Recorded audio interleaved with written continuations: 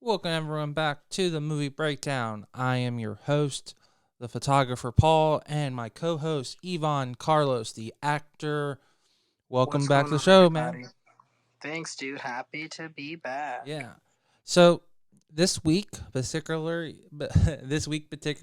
is Star Wars week. So why not review the most controversy, uh, The Star Wars movie, controversial. most Would you say controversy? that this one's the most controversial? Yes, Star Wars movie of all time. Star Wars The Last Jedi, which came out 2 winters ago. So that would be, drumroll Yeah, please, 2017. 2017. Um, it has all the cast of characters. It has Luke. It has Leia, BB-8. It has Mr. Finn. They got the old gen and the new gen. Yeah, so there is a lot Well, not the to old go gen, but here. Um, I think the best way, from what I could tell, is that my co-host is not a big Star Wars fan, which is perfect because I I think wouldn't say that. I wouldn't say that I'm not a big Star Wars fan. I love Star Wars. okay, but you can fully admit that when did you see this movie originally? Did you actually see it? The first time I saw it was like 2 or 3 weeks after the it came out in theaters. I saw it in theaters. Okay. Um, yeah. Okay, but then you haven't seen it since, right? Like I Well, I watched it again last night. right. So it's been Since then, no. I've seen it Yeah. like 7 times. So I will I've say that the first time I watched it, I was definitely much more critical than the second time. I think. okay. So your your comments are a little bit less raw. Okay. Yeah. I have a big list of criticisms. So Cool. let's give it everyone if you haven't got the lore. So the whole story is that there are two different society groups. There's a group of people that believe that order is considered by power, and the more power you have, you can take over planets, and planets are like states in this country, in this movie, and there are multiple different planets that they think the more power they have, and that's the first order. And the rebels, which they call them not they don't call them the rebels in this movie. They call them um um the rebels is what they would call them in the old movies. They're called the There's the New Order, and then there's the Resistance. resistance, which is okay. So I apologize, guys. I'm used to the old movies where they would call them the rebels. So the resistance is comprised of younger people that believe that it's not about power, but it's about actually having a good communication between all countries and all planets, not countries but planets. And so they really want to break up the first order. And on top of it, there is this mystical or powerful Jedi art that is considered like a karate art that also allows you to move things. And they don't use swords, but they use laser swords that are called lightsabers. So that's just the gist of what Star Wars is. So in this one, it has been, we're in the process of going through the first 6 stories, which tells the story of Anakin Skywalker. And at the end of the movie, Anakin Skywalker, who was a bad guy, becomes the hero at the end by killing the leader of the Empire. And this is a new 3 movie arc where we meet Rey in the beginning of the last movie, which is movie 6. And Rey is a nobody. She's living on an island. She's living on a planet that's all desert. And Finn is an X-wing pilot, so he's a pilot that is shooting down planes. You know, he's the head of the um, of the uh, of the force. And then Finn is actually a traitor. Finn is a he's a stormtrooper, which I thought was a very creative way. So that's all part of the uh, rise of uh, um, the Force Awakens. So that just is a short catch you up. So now we're at a point where we're now at the Last Jedi. So at the end of the movie, they're trying to find Luke Skywalker, and Rey is finally at a point where she's found him. She's gone to this island, and where do you want to pick up, man? Do you want to do you want to just break down the whole thing? Okay, Well, because I mean, the like movie's like a little. I feel like the movie's a little too long and complex to break down beat by beat. I do agree with that. Like because the movie's such a marathon. Like there's like I want to say there's like three main plots kind of going on. There Like, but is. like, not plots, but I mean there's major event after major event. Like there's the like for example when the bombers are all like blown to bits, and I can't remember her name. Let me look on IMDb.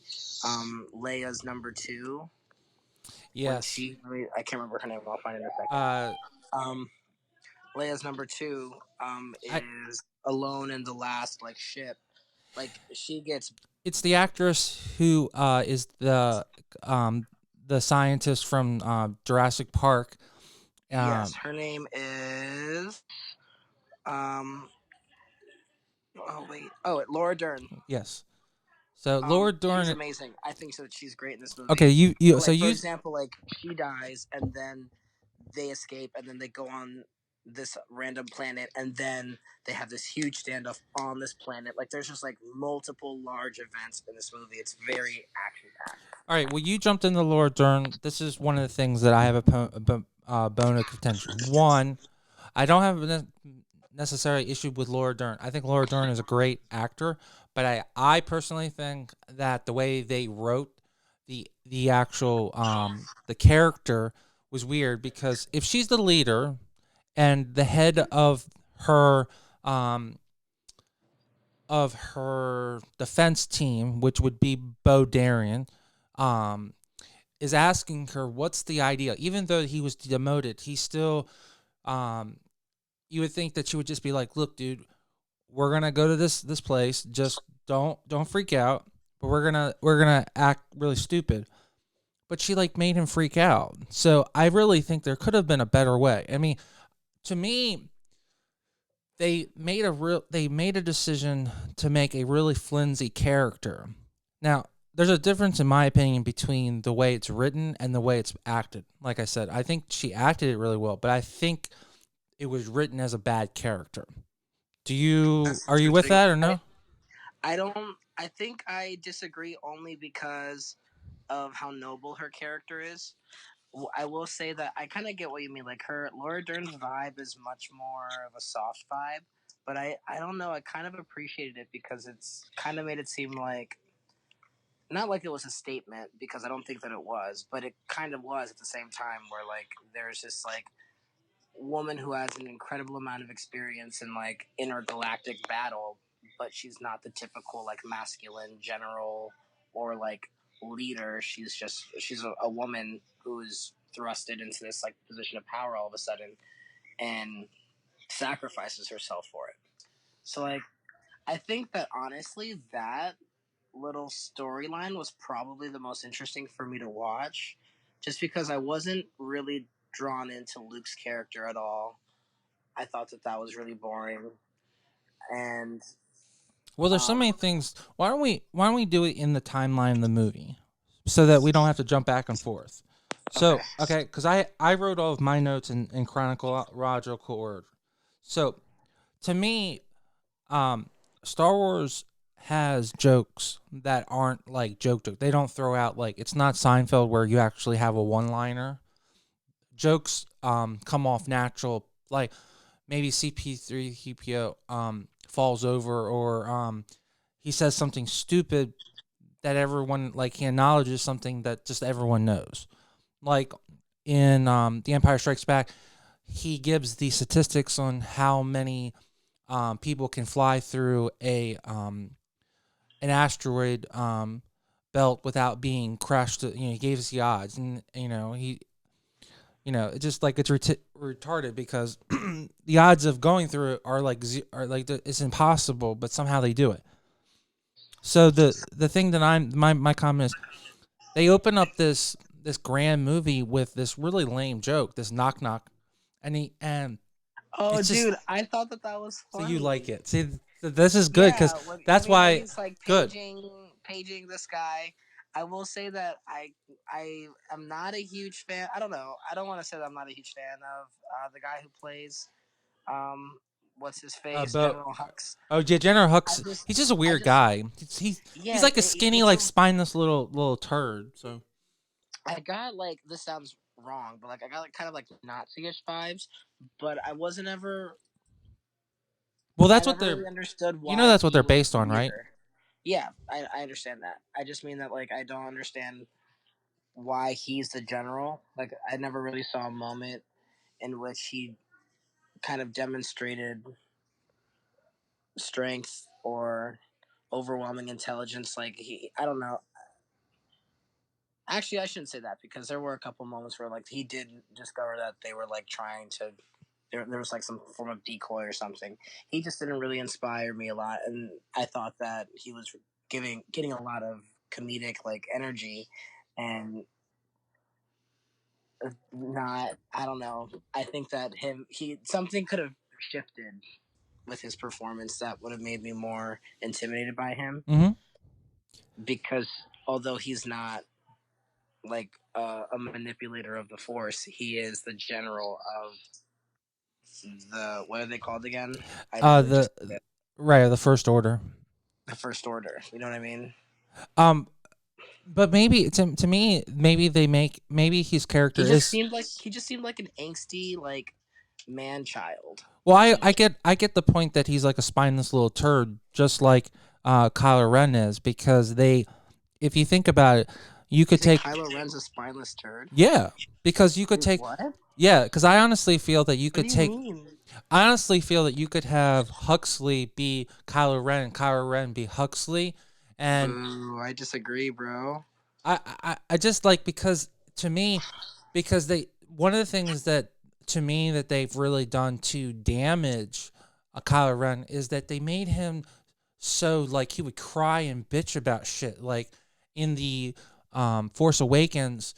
um he crushed his helmet and he like cried and bitched and like if he's supposed to be the next Vader wouldn't have a little temper tantrum and just like literally take a lightsaber and just lightsaber.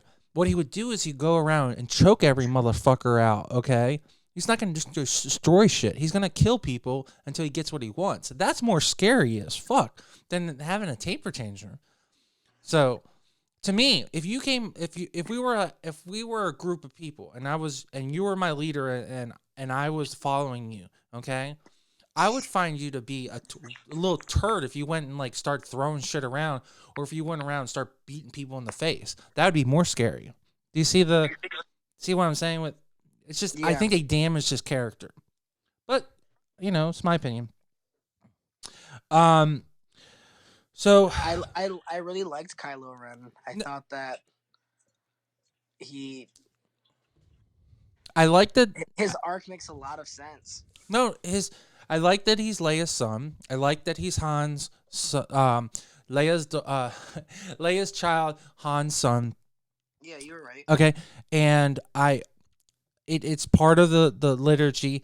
I don't really agree that Luke in any way would have, for 1 second, turned to the dark side. Like, yeah, if you read any of the books or really watched the movies, Luke was challenged enough that Luke would have never been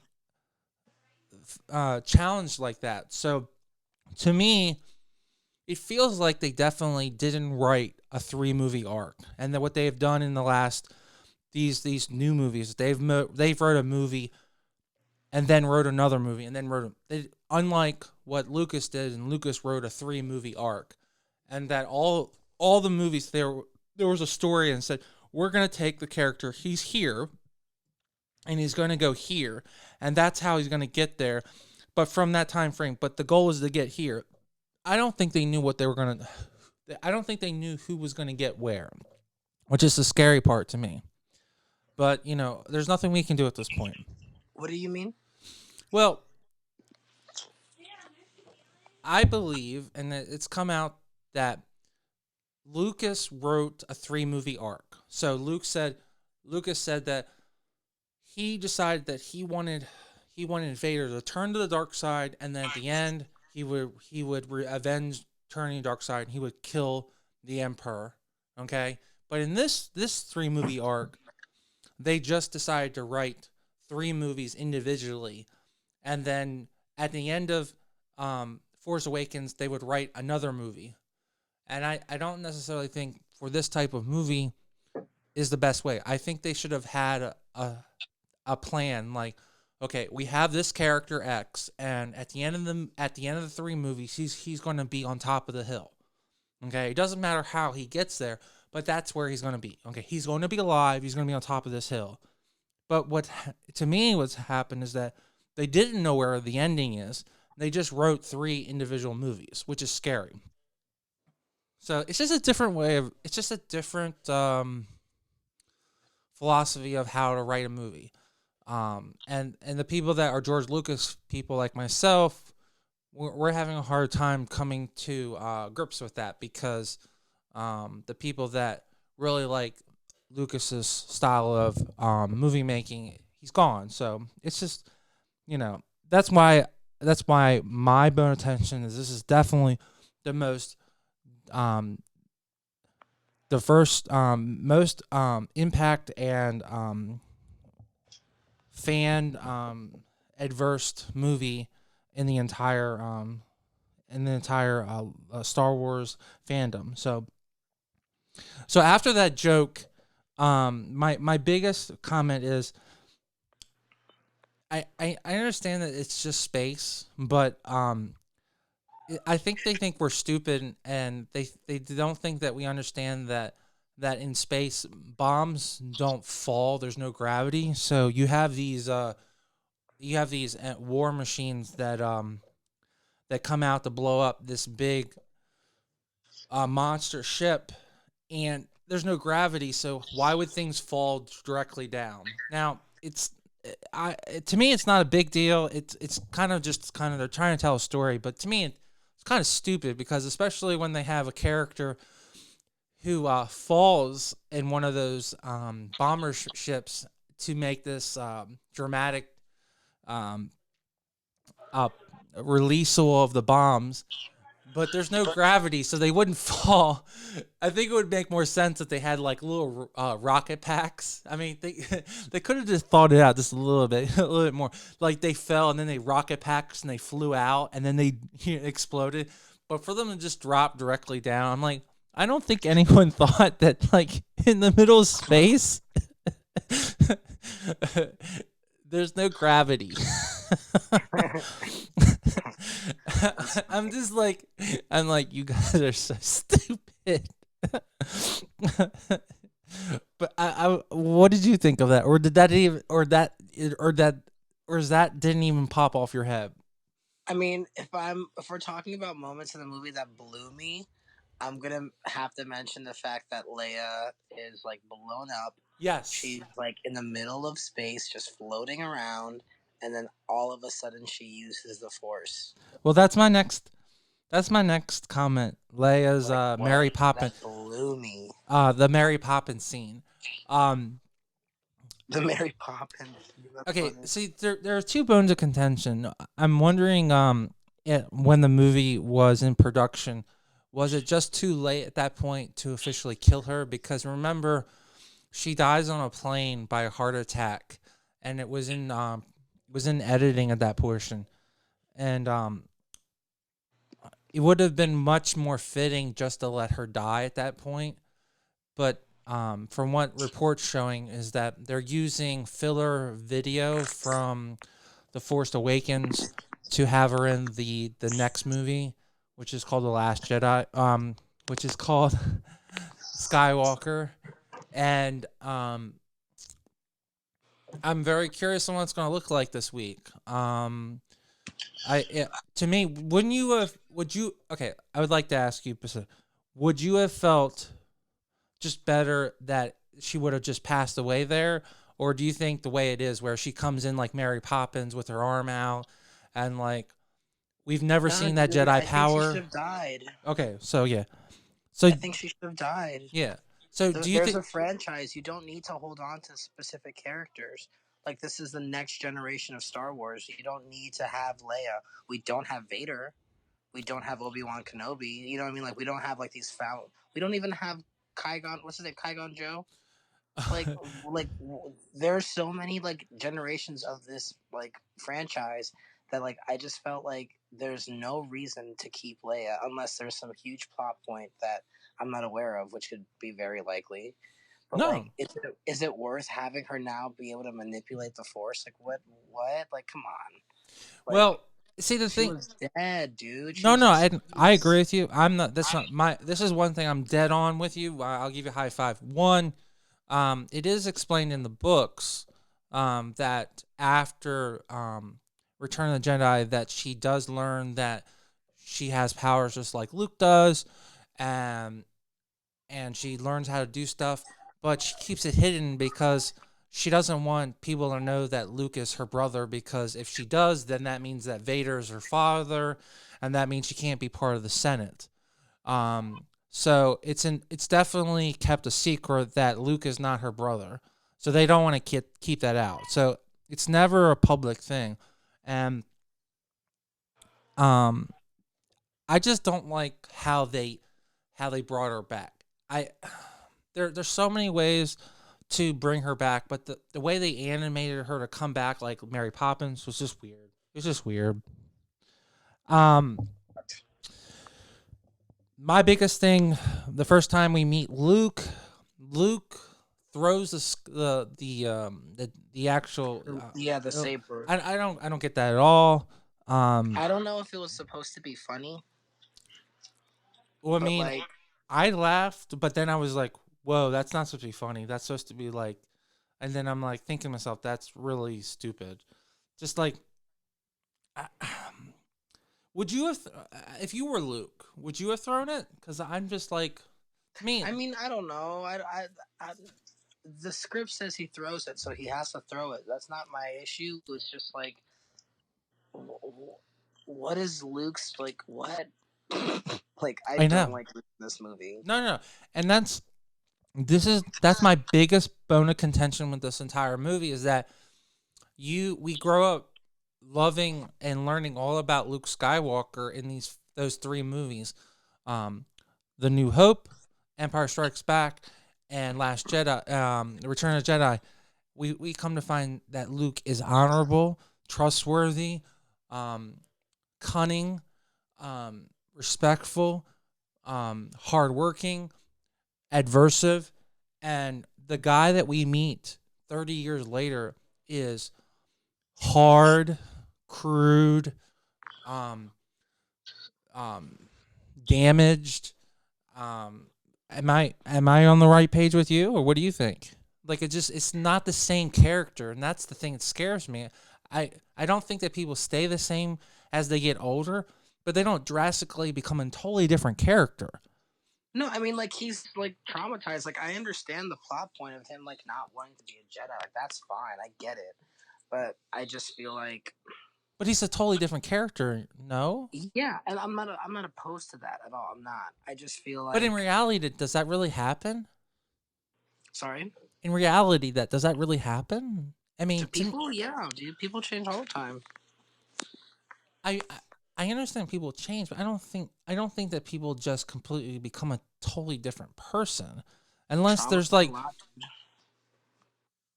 Trauma does a lot, and his character definitely has dealt with trauma. okay, So like, you know, I that don't. It's not that I don't believe that his character would be at that point. It's just I don't think that. I don't know. I felt bored by it, and I understand that there's some necessary exposition because like we see in one of the older movies, I can't remember which one. We see um, Yoda uh training him, that's Empire and Strikes like Back. that's Empire. We see in Empire Strikes Back Yoda training him, and that's a very extensive, long part in the movie at least in my recollection, It is. and it's not the most entertaining. So I understand that needs to happen, but I don't. And see, that's where I just felt like I'm watching Star Wars and I understand that's the Last Jedi and we're getting to a point where we're returning so that the lightsaber contact and like fighting will be more active, but like I just felt like I needed more of it. So and maybe that's not so much of a reflection of the movie, but just so where they are in the franchise. Like you have moments in franchises where it's a little bit more of an ebb than a flow, and it's not as exciting. But this movie's just filled with so much like inner like spatial like fighting warships, rockets blowing up and shit. You know what I mean? Like it's not so much like the Jedi's, the lightsaber fighting and all that. It's much more like about their strategy, I guess, yes. until the ending, And which is fine. but I But think like that it was ends also too the way late. they wanted to take the movie too. They did the Ryan Johnson, who is the director for this movie, in my bone contention, basically decided not to make a Star Wars movie. He wanted to really make a movie that was more grounded, which is not what Star Wars is. And that's, I mean, he was the director. At this point, it's already done. It's in the can. We can't change it. So we have to work with what he left us or what he made. So, but the movie he made was not a Star Wars movie. He made, like you were saying, it's more of a galactic battle. Yeah, which is fine. It's hard for me to stay as engaged as I like. For example, Revenge of the Sith is probably my favorite out of all of them. Revenge of the Um, Sith is one of the best ones ever. I mean, it's this culmination of Anakin becoming Darth Vader. So, um, just some like weird things that like I know there's been weird scenes in Star Wars, but did they really have to make a scene with this huge animatronic where he literally pumped oh, the the classic thing is blue milk, but that disgusting brown green milk out of that girl that animatronic's Yeah, they big just titty? made him look Why? crazy. Why? It's so Yeah, disgusting. Ugh. they just made him look crazy. And then him looking at it like, yeah, I'm gonna get it. Like the whole way he like made her look at him, just it's weird. Um, um, going back, I guess Ryan Johnson has the same feeling that you have when it comes to the training montage. I love it. I'm loving it. Clearly, he didn't, and you are not in love with it. So, in my opinion, they cut like that scene out, those scenes out, and they made this very short training scene. But to me, how is Rey the most powerful Jedi at the end of this movie? Because she's moving more rocks. Well, they kind of explain that by saying like the opposite rule. Like as the Force and the dark side gets more powerful, there's someone on the light side who kind of has to count. It's like a balance. So Yes, I I agree. Like she does go from 0 to 100 real quick, but it's easy for me to suspend that disbelief because of the fact that Kylo Ren is her counterpart, and Kylo Ren is nice as f. Like he's really cool. I think I really like his But you character. don't think that Snoke was the one that had the more power?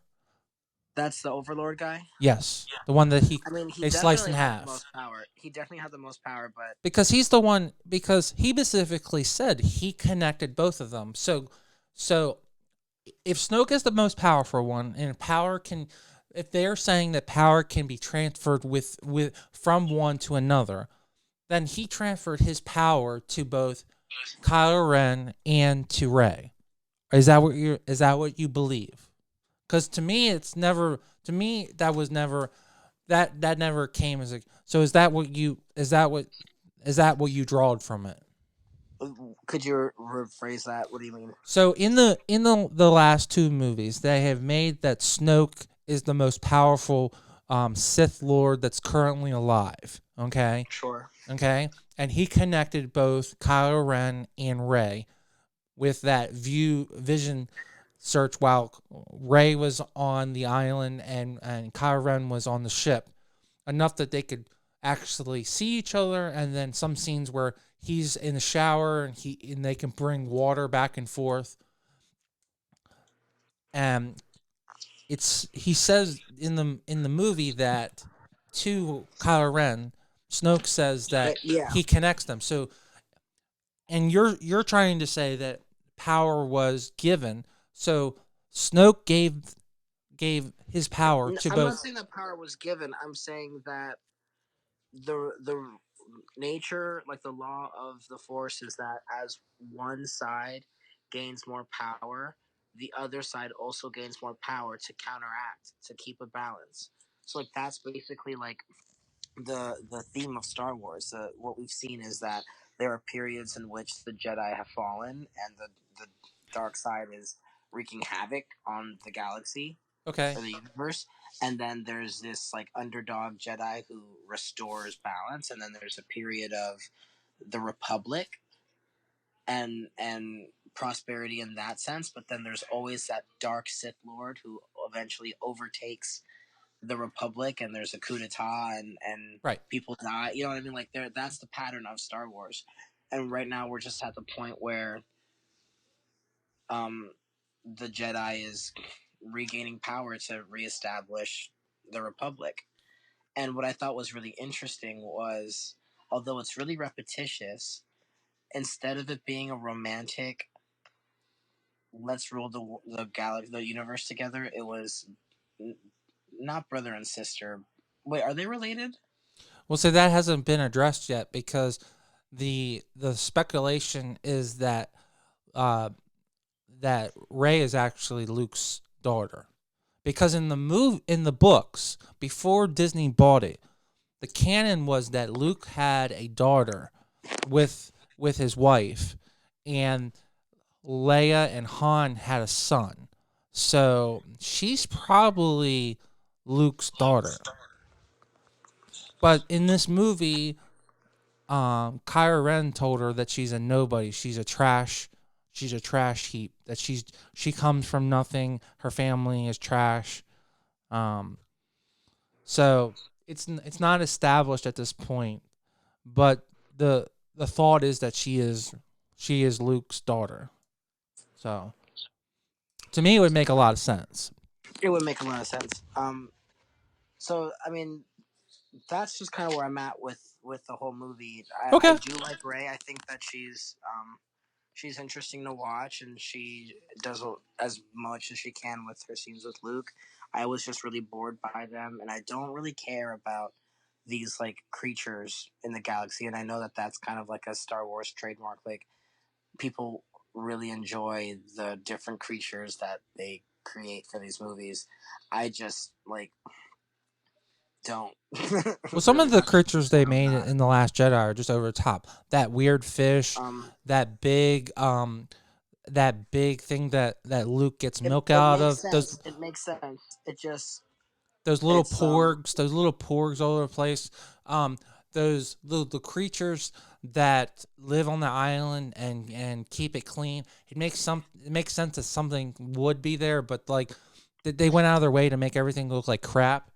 In my opinion, and then well, I don't think that it looks like crap. I just didn't really care about what was happening. exactly.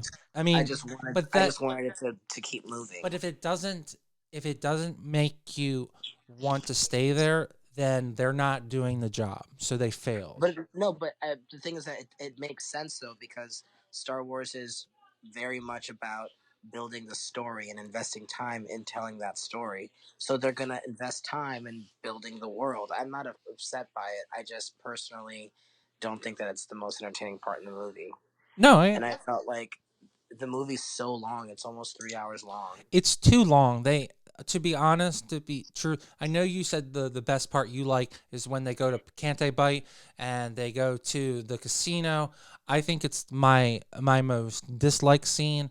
I think that they they really killed all the momentum that um, Finn had and they really should have given him the opportunity to be more of a role. I mean, in the first movie, he's a traitor, um, um, stormtrooper. Now he's trying to help lead the resistance, and they put him on this side mission to go to a casino planet. Like, it's interesting. The planet's interesting, but like we get in this whole thing about politics, about horses being locked up, and then at the end of the movie we have this kid with force powers, and like I'm like, but people that were gifted had force powers all the time. It's not just because they're kids. But yeah, I love to get your insight because I know you said specifically you like the scene. So what did you like about it? About which scene? Going to Can't They Bite and going to the casino and looking for the code smuggler so they can. Oh, I didn't say that I liked that Oh, you scene. didn't? Okay, I thought I heard you No, said you no, no, liked no, that. no, no, no. No, I was saying that I like the scene where um Leia's number two is like taking the reins and like all of that sequence. Okay, you like That's that. what I really enjoyed about the movie. Okay, I didn't really care. I mean, the what's his name? The code breaker, the yes, code, yeah. something like that. Um, he was interesting, and I like him as an actor. Um, But it wasn't established that he was actually the code breaker because the code breaker had a um, red rose on his propel, and this guy didn't. oh, So yeah, I'm really big about details about this movie.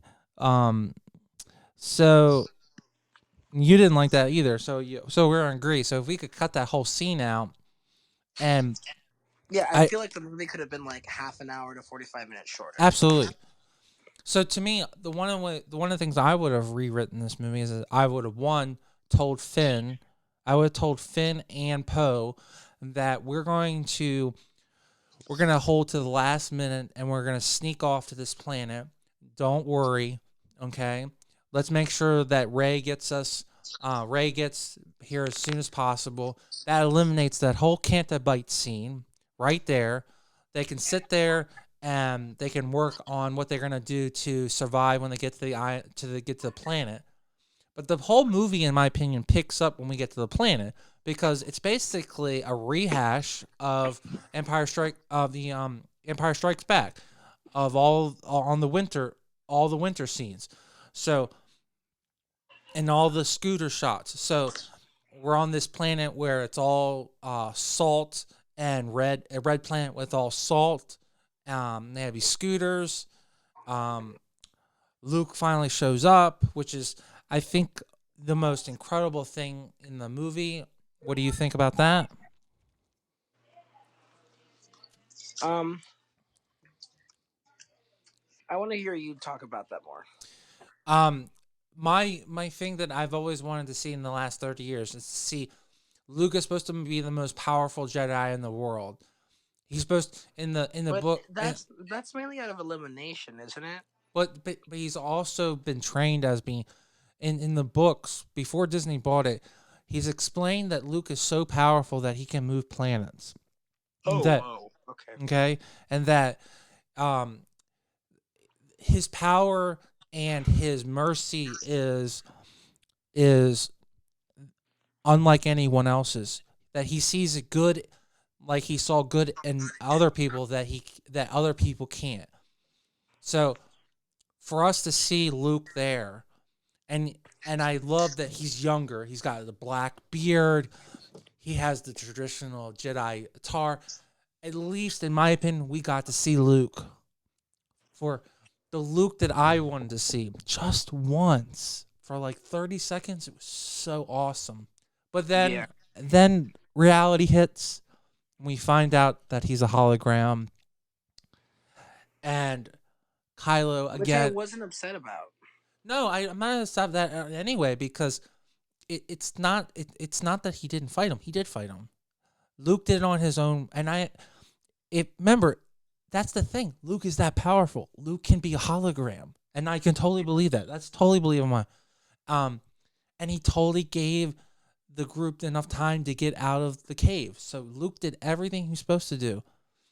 Um, and the thing that, again, that makes it so that like Kylo is such, he has a temper tantrum. He has such a temper because if he was Darth Vader, if he was Anakin, Anakin would have just went and tried to squeeze him really great. It just, to me, they've really damaged Kylo's character. I hope that this third movie in this last trilogy is really going to establish that he's scary. Because to me, he is strong, but he's not scary. To me, what makes Darth Vader scary, what makes Darth Vader so much is that he's scary. He walks in the room and you shit your pants because you know that if you fuck up, okay, you're gonna Yeah, he's die. a man of few words. Yes. He's not gonna cry. He's not gonna bitch and blow up shit. He's just gonna fucking kill you, and he's gonna torture you. That he's gonna pull every single little piece out of you, and then he's going to snap you. You know, he's not gonna kill you. He's gonna pull every little piece out of you and snap you. Okay. So, what did you think? Because I think, to me, that's the best part of the entire movie. The But I part love where, the hologram fight yeah, with I mean Kylo. that definitely is a great part in the movie. I think that I'm gonna stick to my answer of the moment in which Kylo the Durn, yeah, first, crashes the into moment in them, which right? the first order is like trailing the resistance, and they only have like a couple more like light speed warps away until they're out of fuel. I will agree with you that when I saw the movie, I only saw it in theaters once because I got so upset. And the one time I did watch it, when she turns the ship around and she goes to light speed right through it and slices the ship in half, I did hoot and holler on it. That was pretty impressive. So I agree with you. That is a good thing to be impressed by. Um, Now looking at this movie, with the Rise of Skywalker coming out this week, what is your overall thought on this movie? Let's Um, let's put it in the score of what you think it would, where it would sit within the other well, seven let's movies. remind our Sure, listeners sure. how we Oh yes. score. So we have a score. I want to do it two ways for this one specifically. I'd like us to rate it where this movie is in the actual chronological order. Will we base it on the other three movies? But we also have a score for the movie. Um, 5 is one of the best movies. Directed great. It has a great story. It has a great liturgy. And then we have a 0 as well. A 0 is a movie that is so bad that it's hilarious and you have to go see it. A 1 is actually a bad movie that you should never see. So, that said, if you there are movies that are zeros that you should go see, but it's still a really bad movie. Most movies will get between a 3 and 4. Some movies will get a 2. You will have to be something like Gone with the Wind to get a number 5, or Jaws, or Jurassic Park, to get a number 5. Talking about a really good, well-made movie. Any debate on that argument? No debate on that whatsoever. Okay. What's your rating? Um, Going the fact that it does not fall in line with the liturgy of it, I can't give it a 5. Um, I do think that it has a proper arc. The story is long. There's a beginning and end. It makes sense. I think it's too long that we've established. The movie should be about 30 minutes shorter, so it can't be a 4. So I'm gonna give it a 3, a strong 3. Okay, I'll give it a 2.5. Oh, so cause Wow, you're even more devastating. Okay. I thought if I said 2, you'd be like, oh my God, Paul. No, no. I think anywhere between a 2 and a 3 is completely fair. I can understand 3. The only reason why I say 2.5 is because I do think that there are slow pockets in the movie, and I do think that there are unnecessary parts that really kind of like it's. I just feel like if you're gonna have a movie be that long, you know, But I don't know. do you think the It's director just was it's a overwhelmed? personal preference. I don't think that it was executed badly. It's just I don't think that the movie needed to be that long, Okay. and it made me check out, and I wasn't as interested as I would have liked to have been the whole time. Well, I have to say Um, that there were portions that, as a rabid Star Wars fan, that I checked out, and I think that's really because, and I'm gonna really point a finger right at Ryan Johnson. I really don't think that he was a Star Wars director. I think he's a great director. I mean, he just made a great um, Clue movie that came out this year called Knives Out. It has rave oh yeah, reviews, but yeah. and I just saw that. yeah, but my bone of contention is that he's not a Star Wars person. He shouldn't have been a Star Wars director.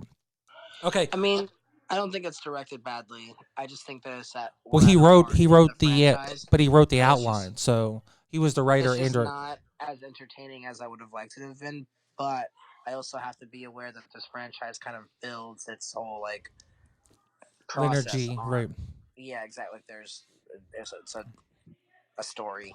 Yeah, exactly. And that's Their the hard episode. part is that everything's built upon what happened previously. So if you fuck with it, and people get pissed.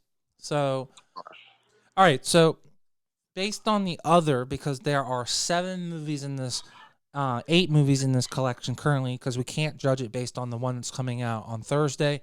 How would you fall this in the 8 movies? Okay, to recap, you have the Phantom Menace, you have Attack of the Clones, you have Return of the Sith, you have The New Hope, you have Empire Strikes Back, you have Return of the Jedi, you have Force Awakens, and The Last Jedi. So, in those 8 movies, where does The Last Jedi sit for you?